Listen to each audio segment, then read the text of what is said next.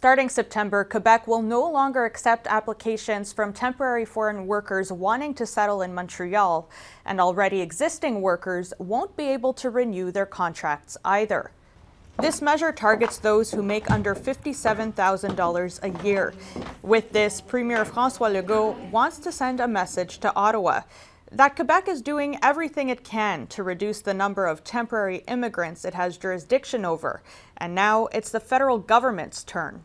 We take action today, so I hope they won't use this argument anymore and finally make a move to reduce the number of immigrants. There are exceptions to this freeze.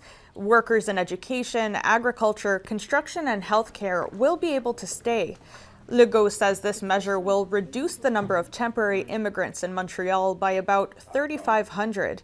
And there are concerns this decision will have major repercussions on small businesses. Stop talking about cheap labor, okay? It's not because you're making below $57,000 that you're not responding to a real need in the population, a real need in Quebec. Leblanc is especially concerned because workers won't be able to renew their permits. He says they already have access to housing and many are already learning French, so the government's arguments just don't make sense. Opposition parties are accusing the government of improvising. I mean, why Montreal? Why Montreal only? What's the data? What's the explanation as to why Montreal is only targeted?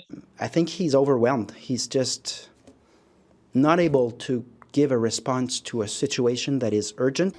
Quebec plans on tackling the number of international students next, with a new bill expected to be tabled in just a few weeks.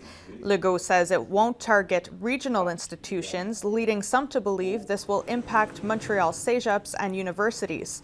A government source also says this won't be specific to English universities, but rather all higher education institutions in general.